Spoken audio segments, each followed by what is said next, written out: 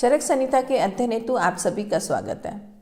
आज हम चरक संहिता के सूत्र स्थान के 24वें अध्याय, जिसका नाम है विधि शोणितीय अध्याय, का अध्ययन करेंगे। विधि शोणितीय अध्याय में शोणित यानी रक्त के विषय में ही विस्तार से बताया गया। रक्त किस प्रकार बनता है और शुद्ध रक्त के क्या लक्षण हैं और रक्त से होने वाले विकार कौन से हैं, उनकी चिकित्सा क्या है, इस प्रकार यहाँ विस्तार से बताया गया। इसी अध्याय में मद, मूर्छा और संन्यास के विषय में भी कहा गया। लेकिन आज हम रक्त और रक्त से होने वाले विकारों के विषय में ही जानेंगे। आयुर्वेद में 3 दोष कहे गए और वे हैं वात, पित्त, कफ। और वात, पित्त, कफ ही रोगों को उत्पन्न करने वाले हैं। और रक्त को दुष्य कहा गया है और रक्त एक धातु है। लेकिन वात, पित्त, कफ के समान ही रक्त से भी अनेक रोगों की उत्पत्ति होती है।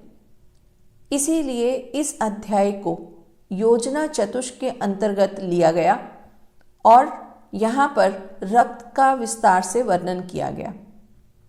अब अध्याय के आरंभ में रक्त निर्माण की प्रक्रिया को कहा जा रहा है और उसमें ऐसा कहा गया कि जिन मनुष्यों को देश सातम्य, काल सातम्य और ओक सातम्य ज्ञात है, ऐसे मनुष्यों के लिए आहार करने की जो विधि बताई गई है, उस विधि से खाए हुए आहार रस से जो रक्त की उत्पत्ति होती है उसे शुद्ध रक्त कहते हैं। अब ऐसा कहा कि आहार से ही आहार रस बनेगा और रस से रस धातु का निर्माण और फिर रस धातु से रक्त का निर्माण होता है, ऐसा कहा गया। और उसके लिए भी ऐसा कहा कि जो व्यक्ति स्थान, काल और ओक सातम्य को जानकर आहार का सेवन करता है, तो इसका भाव ये हुआ कि व्यक्ति जहाँ रह रहा है उस जगह के अनुसार ही जो अन्न सेवनीय है उसका सेवन करता है और काल के अनुसार यानी ऋतु के अनुसार आहार का सेवन करने से, यानी अगर ग्रीष्म ऋतु है तो ग्रीष्म के अनुकूल आहार का सेवन करना है और अगर शरद ऋतु है तो शरद ऋतु के अनुसार जो आहार का सेवन करता है। और तीसरी बात ओक सातम्य में बोला तो ओक का मतलब है कि जिसका वह अभ्यस्त हो गया है, चाहे वह अहितकर भी है तो भी उसका वो सातम्य हो गया है। तो इन तीनों को यानी स्थान, काल और ओक को जानकर जो आहार का सेवन करता है, ऐसा करने से आहार रस से रक्त का निर्माण होता है। रक्त निर्माण की प्रक्रिया 2 तत्वों पर निर्भर करती है और ये बाह्य और आंतरिक हैं। बाह्य में हम आहार को जान सकते हैं, यानी आहार में लौह तत्व आदि अन्य तत्वों पर यह निर्भर करता है। और दूसरा शरीर के अवयव जैसे अमाशय, यकृत, वृक्क और मज्जा, तो ये सभी सामूहिक रूप से ही आहार निर्माण की प्रक्रिया करते हैं। अब इसके पश्चात यहाँ रक्त ही प्राण का आधार है, ऐसा कहा गया। तो कहते हैं कि इस प्रकार विधि पूर्वक निर्मित विशुद्ध रक्त प्राणियों को बल, वर्ण, सुख और उत्तम आयु से संयुक्त करता है और प्राणियों का प्राण रक्त का ही अनुसरण करता है। अब इसके पश्चात ऐसा कहा कि जो ये विधि पूर्वक रक्त का निर्माण हुआ है, यानी यह शुद्ध रक्त है। अब शुद्ध रक्त ही शरीर को बल देने वाला है और यही शरीर को वर्ण देने वाला है और इसके अलावा यह सुख देने वाला है। सुख का मतलब स्वास्थ्य है कि शुद्ध रक्त से ही व्यक्ति स्वस्थ होता है और अगर व्यक्ति स्वस्थ है तो वह दीर्घायु होगा। और प्राणियों का प्राण रक्त का ही अनुसरण करता है। अब इस बात को समझने के लिए ये कि प्राणियों का प्राण का मतलब है कि जहाँ पर हमारे प्राण यानी कि प्राण वायु रक्त का अनुसरण करता है, मतलब रक्त के द्वारा ही वह सारे शरीर में संचार करता है। तो इसका कहने का मतलब ये कि रक्त ही ऑक्सीजन को लेकर आगे जाने वाला है। हम यहाँ पर प्राण वायु को ऑक्सीजन कह सकते हैं। हालांकि आयुर्वेद में वायु को 5 प्रकार का माना गया है और उनमें एक प्राण वायु है। लेकिन अगर प्राण वायु को आधुनिक भाषा में समझा जाए तो उसमें हम यहाँ पर ऑक्सीजन से सरलता से समझ सकते हैं। इसीलिए ऐसा कहा गया है कि ऑक्सीजन को ले जाने वाला रक्त ही है, और अगर रक्त में संचार होगा तो प्राणियों में प्राण होंगे, और अगर रक्त का संचार रुक गया तो प्राण भी रुकेगा। इसीलिए कहा गया कि प्राण रक्त का अनुसरण करता है। अब आगे रक्त दुष्टि के निदान बताए जा रहे हैं। निदान का मतलब कारण बताए जा रहे हैं, और उसमें ऐसा कहा कि दूषित मात्रा में अधिक और अति तीक्ष्ण और अति उष्ण, ये आहार के विषय में कहा गया कि अगर इस प्रकार का आहार लिया जाएगा तो ये रोग उत्पन्न करने वाला होगा। और इसके अलावा मदिरा सेवन से तथा इसी प्रकार के अन्य मादक द्रव्यों के सेवन से। अब यहाँ पर ऐसा कहा कि मदिरा का अधिक प्रयोग करने से और मदिरा जैसे ही अन्य मादक द्रव्यों के प्रयोग से भी रक्त दुष्टि होगी, यानी रक्त विकार उत्पन्न होंगे। और अधिक नमक, अधिक क्षार और अधिक अम्ल रस तथा अधिक मात्रा में कटु रस के सेवन से रक्त दुष्टि उत्पन्न होगी। तो यहाँ पर 3 प्रकार के रस बताए गए हैं, वो हैं लवण, अम्ल और कटु। ये तीनों ही रस पित्त प्रकोपित करने वाले हैं, और पित्त और रक्त लगभग एक जैसी चीज़ें। तो जो चीज़ें पित्त को प्रकोपित करती हैं वही रक्त को भी प्रकोपित करती हैं। तो इस तरह यहाँ पर इन 3 रस का उल्लेख किया गया है। और इसके अलावा अधिक क्षारीय पदार्थों के भी सेवन से रक्त दुष्टि होती है। अब इसके पश्चात कुछ द्रव्यों का नाम लिया गया, और उसमें पहला कहा कुल्थी। कुल्थी एक दाल है और यह गुणों से भरपूर है, लेकिन यह कुल्थी का अगर अधिक मात्रा में प्रयोग किया गया तो वह रक्त दुष्टि करने वाली है। कुल्थी को उष्णवीर्य कहा जाता है। हालांकि इसको हम रीनल स्टोन में बहुत प्रयोग करते हैं, यह पौष्टिक भी होती है, लेकिन अगर इसी दाल का अधिक प्रयोग किया गया तो वह रक्त दुष्टि करने वाली होगी। अब इसके पश्चात अन्य और द्रव्य भी बताए जा रहे हैं जो सभी गुणों से भरपूर है, लेकिन उनकी अधिक मात्रा प्रयोग करने से रक्त दुष्टि होती है। तो उसमें आगे उड़द दाल कहा गया।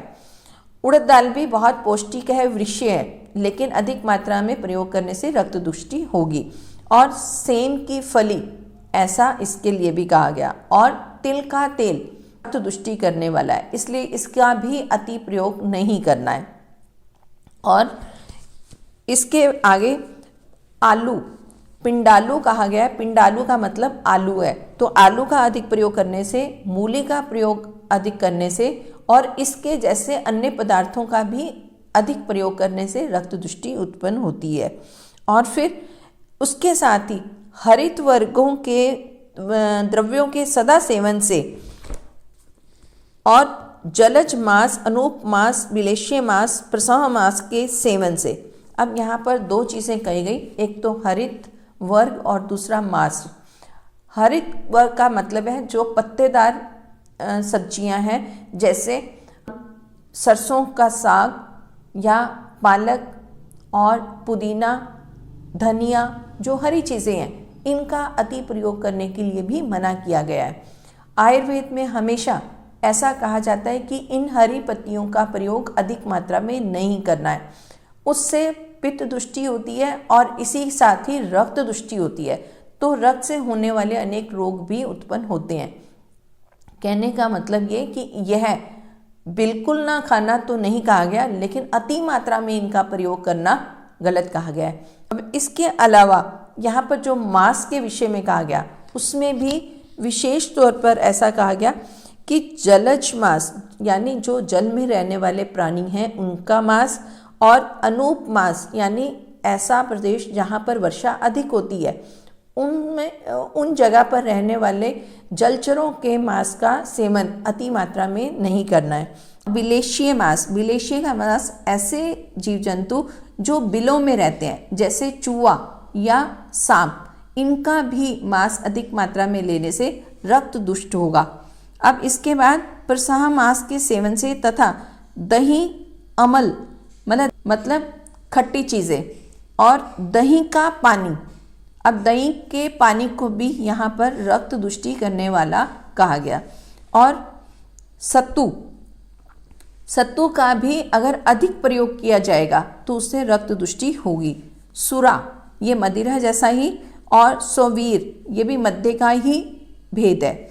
और विरुद्ध भोजन, अब विरुद्ध भोजन में भी ऐसा कि जो अलग अलग तरह का आपस में कंपैटिबल नहीं है, जैसे कि हम दूध और नमक इन दोनों को अगर मिलाएं तो यह विरुद्ध आहार होगा। और इसी तरह से समान मात्रा में घी और मधु इनका प्रयोग करना भी विरुद्ध कहा जाएगा। तो इस तरह का अलग अलग विरुद्ध आहार बताए गए हैं, उनके सेवन से भी रक्त दुष्ट होगा। और गले सड़े दुर्गंधित आहार द्रव्यों के सेवन से, अब वह द्रव्य जो ठीक नहीं है यानी वह गले सड़े हैं, इनके सेवन करने से भी रक्त दुष्टि होगी। अब द्रव, स्निग्ध और गुरु आहार द्रव्यों का सेवन, यहाँ पर ऐसा कहा कि जो पतले हैं, स्निग्ध हैं और गुरु हैं, मतलब उसका पाचन देर से होता है, ऐसे द्रव्यों की अधिक मात्रा लेने से भी रक्त दुष्टि होती है। और दिन में शयन से, ऐसा कहा कि जो द्रव, स्निग्ध और गुरु आहार का सेवन करने के बाद दिन में शयन करने से, मतलब कि वो उन द्रव्यों से रक्त दुष्टि होगी। और फिर ऐसे द्रव्यों के सेवन करने के पश्चात अगर व्यक्ति दिन में शयन करता है तो उससे रक्त दुष्टि होगी। पूर्व अध्यायों में हमने जाना कि केवल ग्रीष्म ऋतु में दिन में शयन किया जा सकता है, अन्य सभी ऋतुओं में दिन में शयन करने के लिए मना किया गया है। और यहाँ पर ऐसा कहा कि अगर इस प्रकार के आहार द्रव्यों का सेवन करने के पश्चात व्यक्ति दिन में शयन करता है तो उससे उसकी रक्त दुष्टि होती है। और इसके पश्चात आगे और कारणों को कह रहे हैं कि मात्रा से अधिक सेवन करने से और अधिक क्रोध करने से और धूप तथा तेज हवा के अधिक सेवन करने से भी रक्त दुष्टि होती है। और इसके पश्चात वमन के वेग को रोकने से, कई बार इस तरह की परिस्थिति होती है कि व्यक्ति को वमन हो रहा है और व्यक्ति उस वमन को रोक देता है, तो ऐसा करने से भी रक्त दुष्टि होगी। वमन की जब प्रवृत्ति हो रही है तो उसे होने देना चाहिए, यानी वमन अगर हो रहा है तो उसे होने दो, उसे एकदम दवाइयाँ देके उसको रोकने की चेष्टा नहीं करनी चाहिए। ऐसा करने से रक्त दुष्ट होगा और फिर रक्त संबंधी अन्य विकार हो जाएंगे। वमन भी एक तरह का वेग है, इसलिए इन वेगों को धारण नहीं करना चाहिए।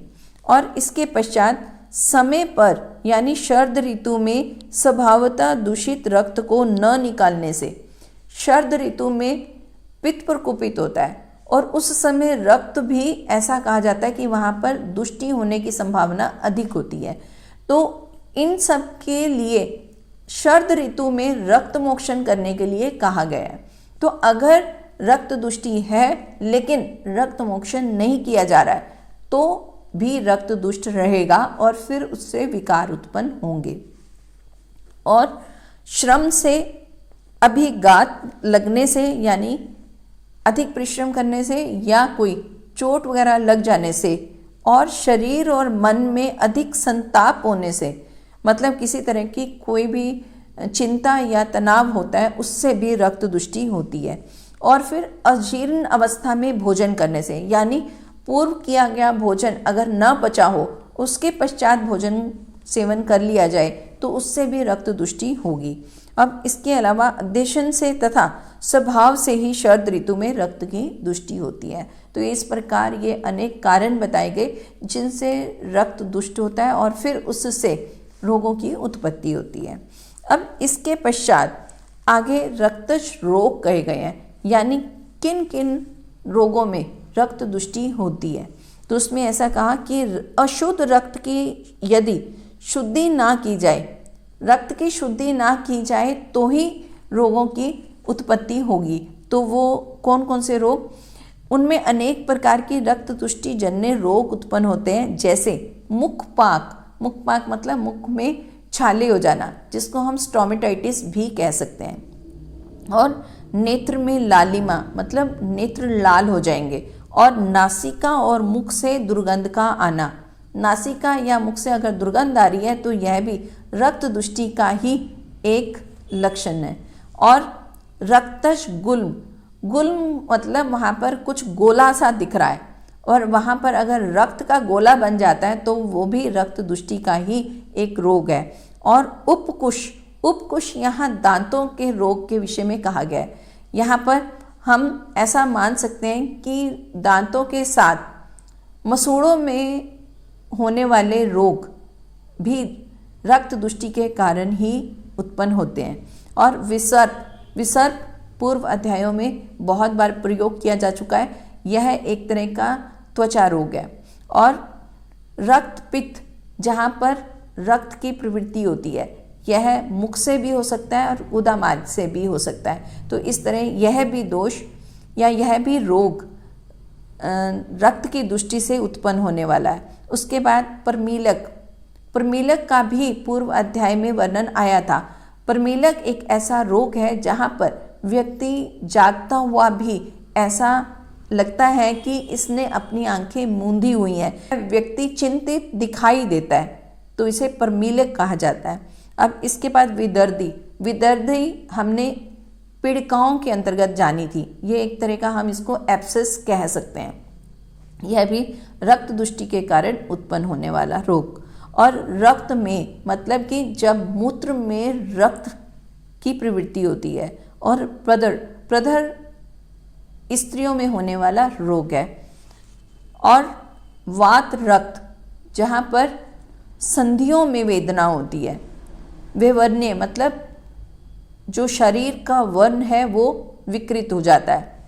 अग्नि मांदे, जठराग्नि कम हो जाती है। पिपासा अधिक, प्यास अधिक लगती है। शरीर का भारीपन, स्थूलता भी आ सकती है, या इसमें ऐसा कहें कि शरीर में भारीपन महसूस होता है, किसी भी कार्य को करने में उत्साह कम होता है। तो इस तरह की जो रोग है वह भी रक्त दुष्टि के कारण उत्पन्न होने वाला है। और संताप और अधिक दुर्बलता, भोजन में अरुचि और सिर में वेदना, सिर शूल की बात हो रही है। और भोजन में विधा, विधा का मतलब है कि भोजन के बाद पक्व अवस्था में गले का जलना, मतलब ऐसा लगता है कि उसे अंदर से कुछ जलन महसूस हो रही है। हम इसको एसिडिटी भी समझ सकते हैं। और तीती तथा खट्टी डकार का आना, जब डकार में खट्टापन या कड़वापन हो, वो भी रक्त दुष्टि का ही एक लक्षण है। और बिना श्रम के ही थकावट होना, जिसको क्लम कहा जाता है, ये भी रक्त दुष्टि का रोग है। और क्रोध की अधिकता, अब यहाँ पर पहले निदान में क्रोध कहा गया, यानी जो व्यक्ति क्रोधी है उसे रक्त दुष्टि हो सकती है। और अगर व्यक्ति में क्रोध की अधिकता है तो वह रक्त दुष्टि के कारण भी हो सकता है। यानी ये दोनों सिचुएशन जो है वो वाइस वर्सा है। क्रोध से रक्त दुष्ट होगा और अगर रक्त दुष्टि हुई है तो उससे भी क्रोध उत्पन्न होगा। और इसके अलावा बुद्धि का मोह यानी बुद्धि भ्रम, बुद्धि जो है वो ठीक ढंग से कार्य नहीं कर पाएगी। और मुख का नमकीन होना, मुख में नमक या लवण रस महसूस होता है। और स्वेद अधिक के मतलब पसीना अधिक आता है। और शरीर में दुर्गंधि की अधिकता, ये भी रक्त दुष्टि का ही एक रोग हुआ। और मद, मद का मतलब जब व्यक्ति जागा हुआ भी, जागृत अवस्था में भी वह सोया हुआ, मतलब अपनी उसकी चेतना ठीक ढंग से कार्य नहीं कर रही होती है, वह स्थिति। और शरीर में कंप, कांपना शरीर का, स्वर भेद और तंद्रा निद्रा अधिक्य, उठने या चलने के समय आंखों के सामने अंधकार का आना और कंडू मतलब खारिश होना, फुंसियाँ या इसको हम पिड़काएँ भी कह सकते हैं, इस तरह की भी रक्त दुष्टि के कारण से उत्पन्न होती हैं। चकता, पिड़काएँ, कुष्ठ, चर्म दल मतलब ये सारे स्किन प्रॉब्लम्स हैं, ये रक्त दुष्टि से उत्पन्न होने वाले रोग हैं। और ये सभी रोग दूषित रक्त से उत्पन्न होते हैं, अर्थात इन रोगों का अधिष्ठान रक्त होता है। तो ये सभी रोग और इस तरह के अन्य और रोग भी रक्त दुष्टि से उत्पन्न होते हैं। अनुपक्षय के द्वारा रक्तश रोगों का निर्णय। उपक्षय का मतलब होता है हितकारी और अनुपक्षय का मतलब अहितकारी, ये दोनों विपरीतार्थक। अब यहाँ इसके द्वारा रक्त दुष्टि से होने वाले विकारों का निर्णय किया जाएगा, यानी इसके द्वारा हम ये पहचानेंगे कि रक्त दुष्टि से होने वाले ये रोग हैं या नहीं है। तो उसके विषय में कहा कि शीत, उष्ण, स्निग्ध, रुक्ष आदि वीर्य और गुण विशिष्ट औषधियों से चिकित्सा करने पर भी जो साध्य रोग अच्छे नहीं होते हैं, उन्हें रक्तश रोग जानना चाहिए। इस विषय में ऐसा कहा कि वातादि दोष से उत्पन्न होने वाले रोग इनके द्वारा यानी शीत, उष्ण, स्निग्ध और रुक्ष आदि वीर्य तथा गुण विशिष्ट औषधियों से ठीक होते हैं। और साथ ही कहा कि साध्य रोग, कहने का भाव ये कि साध्य भी रोग हैं और वे अगर वातादि दोष से उत्पन्न हुए हैं तो उनकी चिकित्सा इन गुणों से अगर की जाएगी, यानी वात के लिए अगर उष्ण और स्निग्ध द्रव्यों का प्रयोग किया गया तो वह शमन होगा। इसी प्रकार अगर पित्तज रोग है और उसमें हम शीत द्रव्यों का प्रयोग करते हैं तो उसमें भी चिकित्सा होगी। इसी प्रकार कफज रोगों के विषय में भी कहा कि अगर उष्ण और रुक्ष द्रव्यों का प्रयोग किया गया तो वो भी ठीक होंगे। लेकिन साध्य रोग होते हुए भी और इन विधियों के द्वारा भी हम चिकित्सा कर रहे हैं लेकिन वह रोग ठीक नहीं हो पा रहे हैं, तो हमें ये समझना चाहिए कि ये वातादि दोषों से उत्पन्न होने वाले रोग ना होकर बल्कि ये रक्त दुष्टि से उत्पन्न हुए रोग हैं। तो ऐसा यहाँ जानने के लिए कहा गया है। अब इसके पश्चात रक्तज रोगों की चिकित्सा कही गई। जब यह निर्णय ले लिया गया कि यह रोग रक्त दुष्टि से उत्पन्न हुए हैं, उसके पश्चात चिकित्सा किस प्रकार करनी चाहिए, ये यहाँ पर कहा जा रहा है कि विकृत रक्त से होने वाले रोगों में विकृति के अनुसार रक्त पित्त नाशक उपाय करने चाहिए। रक्त पित्त रोग के अंतर्गत जो चिकित्सा बताई गई है वही चिकित्सा रक्त दुष्टि से होने वाले विकारों की चिकित्सा कही गई है। तो रक्त और पित्त दोनों लगभग मिलती जुलती चिकित्सा, तो इसलिए यहाँ पर एक जैसी चिकित्सा करने के लिए ही कह दिया गया। और उसके पश्चात कहा कि विरेचन, उपवास और रक्त मोक्षण के द्वारा रोगों का विचार करके चिकित्सा करनी चाहिए। पित्त के लिए भी विरेचन को श्रेष्ठ कहा गया है और यहाँ पर भी रक्त दुष्टि में विरेचन क्रिया करने के लिए कहा गया। तो विरेचन से रक्त दुष्टि विकार शीघ्र से ठीक हो जाते हैं, तो इसलिए यह एक महत्वपूर्ण चिकित्सा है। अब इसके पश्चात उपवास कहा गया। उपवास करने से हमारे शरीर की रोगनाशक क्षमता रोगों को स्वतः ही ठीक करती है। यह प्राकृतिक चिकित्सा का एक नियम भी है। उसमें ऐसा कहा जाता है कि अगर व्यक्ति को कोई भी रोग उत्पन्न हुआ है तो अगर व्यक्ति उपवास कर ले तो प्रकृति अपने आप ही रोगों को ठीक कर देती है। यहाँ पर भी ऐसा कहा गया कि अगर रक्त दुष्टि से उत्पन्न रोग है तो व्यक्ति को उपवास करवाना चाहिए। रक्त विकारों की चिकित्सा के लिए आयुर्वेद में रक्त मोक्षण कहा गया है। रक्त मोक्षण का मतलब है कि दुष्ट रक्त या विकृत रक्त को निकाल देना। तो उसके लिए कुछ विधियां बताई गई, उनमें है क्षीरवेद, श्रृंगी, अलाबू और जलोकावचरण। तो यहाँ पर ये इनमें से कौन सी विधि किस रोग पर प्रयोग में लानी है उसके विषय में भी निर्देश दिए गए हैं। रोग दो प्रकार के होते हैं, एक देशीय और सर्व शरीरगत।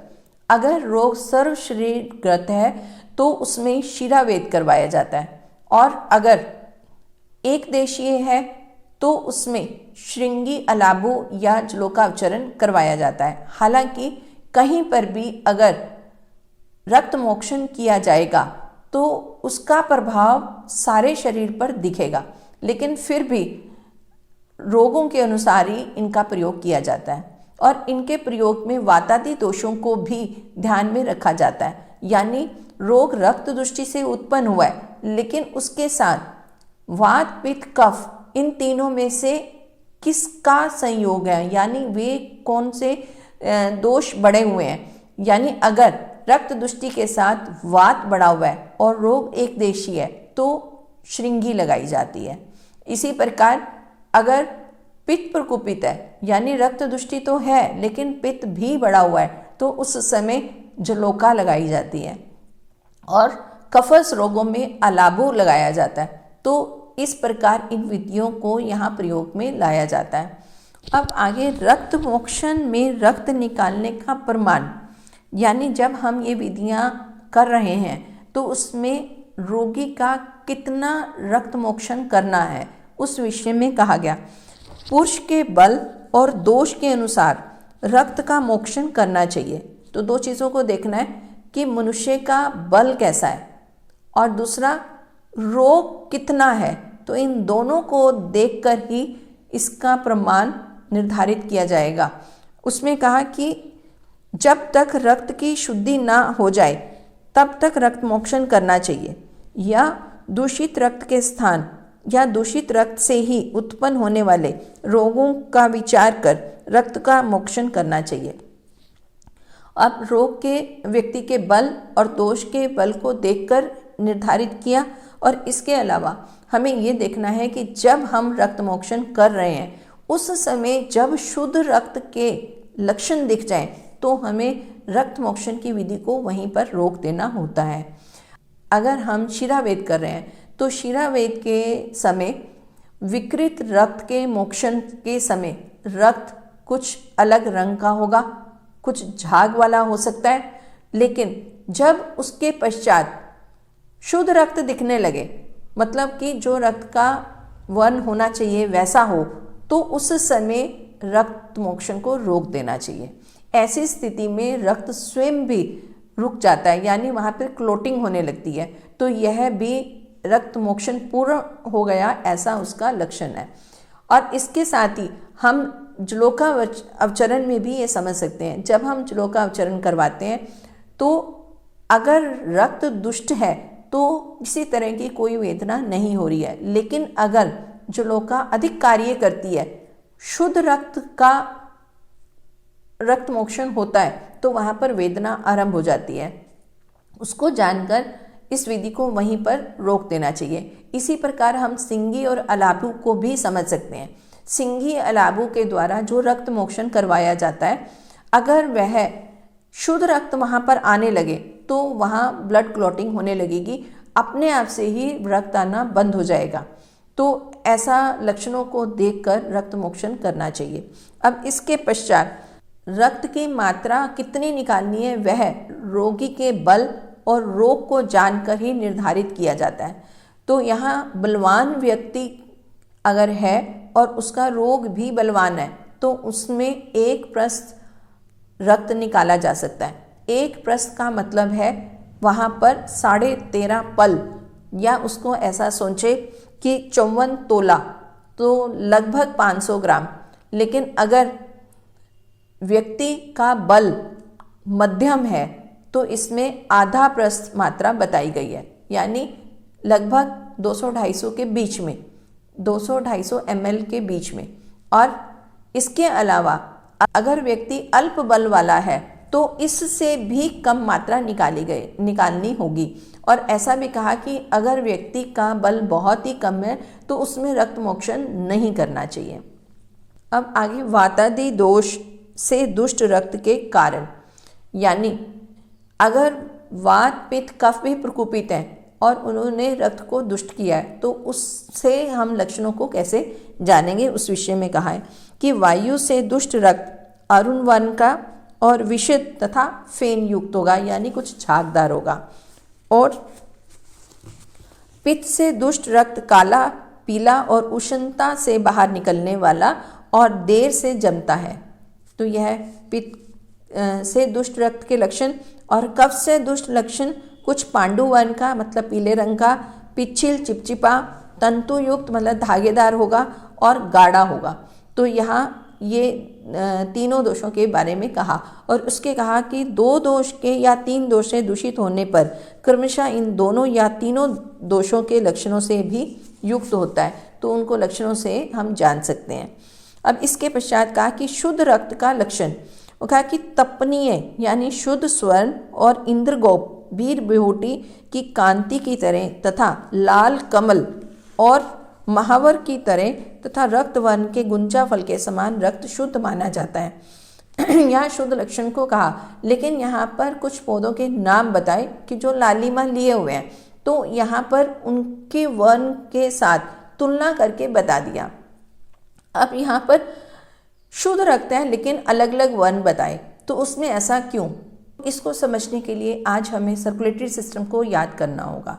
सर्कुलेटरी सिस्टम में धमनी और शिराएं यानी आर्टरीज और वेन्स में जो रक्त है उसमें ऑक्सीजन और कार्बन डाइऑक्साइड की मात्रा का अलग अलग अनुपात होता है, यानी धमनियों में ऑक्सीजन की मात्रा अधिक है और शिराओं में कार्बन डाइऑक्साइड की मात्रा अधिक है।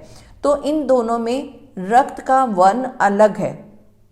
हालांकि दोनों ही शुद्ध रक्त है, लेकिन फिर भी इन दोनों में रंग की भिन्नता है। और इसके पश्चात यहाँ वात पित्त कफ के अनुसार भी रक्त के वर्ण के विषय में कहा गया है। उसमें ऐसा कहते हैं कि जो सम प्रकृति वाले हैं या सम दोष प्रकृति वाले का रक्त वर्ण वीर ब्यूटी की आभा के समान होता है और प्राकृतिक वचन के अनुसार कफ प्रकृति वाले पुरुषों के रक्त का वर्ण तपाए हुए स्वर्ण के समान, पित्त प्रकृति पुरुषों का रक्त लाल कमल के समान और लाक्षारस या आलता के समान होता है। तो इस तरह से वात पित्त कफ के अनुसार भी यहाँ रक्त का वर्ण भिन्न होता है। अब आगे यहाँ रक्त को जीव रक्त भी कहा गया है, यानी अगर रक्त है तो जीवन है, इसीलिए यह जीवनीय तत्व भी है। रक्त मोक्षण करते समय हमें शुद्ध रक्त की एक बूंद को भी बचाना होता है। रक्त मोक्षण के पश्चात पथ्य बताए गए। रक्त मोक्षण के दौरान हमें शुद्ध रक्त के विषय में अवश्य ध्यान रखना होता है, यानी रक्त मोक्षण तब तक करना है जब तक रक्त दुष्टि के लक्षण दिख रहे हैं। अगर रक्त के शुद्ध होने के लक्षण दिखें तो उसी समय हमें रक्त मोक्षण को रोकना होता है। और रक्त मोक्षण के पश्चात अन्नपान का विशेष ध्यान रखना होता है। और उस विषय में ऐसा कहा कि अशुद्ध रक्त के निकल जाने पर जो अन्नपान न अधिक गर्म हो न अधिक ठंडा हो, हल्का हो और अग्नि को उद्दीप्त करने वाला हो, वही हितकारी होता है। और रक्त निकलने के बाद शरीर में रक्त स्थिर नहीं होता है, इसलिए उस समय विशेष रूप से अग्नि की रक्षा करनी चाहिए। इस विषय में ऐसे कहा कि जब रक्त मोक्षण हुआ है उस समय अन्नपान ऐसा होना चाहिए कि वह ना ज़्यादा गर्म हो ना ज़्यादा ठंडा हो। अब इसलिए ऐसा कहा गया कि अगर गर्म अन्नपान दिया जाएगा तो उससे रक्त की क्लोटिंग में दिक्कत आएगी और रक्त ज़्यादा बह सकता है। तो ऐसे में उष्ण द्रव्यों का सेवन नहीं करवाना चाहिए, यानी रक्त मोक्षण के पश्चात चाय कॉफ़ी जैसी चीज़ों का सेवन नहीं करना चाहिए। और रक्त मोक्षण के पश्चात ठंडी चीज़ों का भी प्रयोग नहीं करना चाहिए, जैसे कि आइसक्रीम वगैरह नहीं लेनी चाहिए, ठंडी फ्रूटी जूस वगैरह नहीं लेनी चाहिए। हालांकि आजकल जितना भी ब्लड डोनेशन कैंप्स लगते हैं या हॉस्पिटल्स में जो ब्लड डोनेट किया जाता है, उसके पश्चात साधारणतः केन वाले फ्रूटी या ये ठंडी चीज़ें दी जाती हैं। ऐसा कहें कि रक्त का स्राव हुआ है, मोक्षण हुआ है, तो उस समय हमारी जो जठराग्नि है वो भी मंद है, तो ठंडी चीज़ें लेने के पश्चात जठराग्नि मंद हो जाएगी और फिर मंद अग्नि से रोग और उत्पन्न हो सकते हैं। इसके अलावा ऐसा कहा गया कि हल्का और सुपाच्य अन्न देना है, तो इसका भी कारण यही कि वहाँ जठराग्नि मंद हुई है। रक्त मोक्षण के पश्चात जठराग्नि मंद होने के कारण गरिष्ठ भोजन को पचा नहीं पाएगी, इसलिए उस समय लघु मतलब जो जल्दी से पचने वाले हों और अग्नि को प्रदीप्त करने वाले हों, ऐसे द्रव्यों का प्रयोग करना चाहिए। तो ऐसा जरूर ध्यान रखना चाहिए।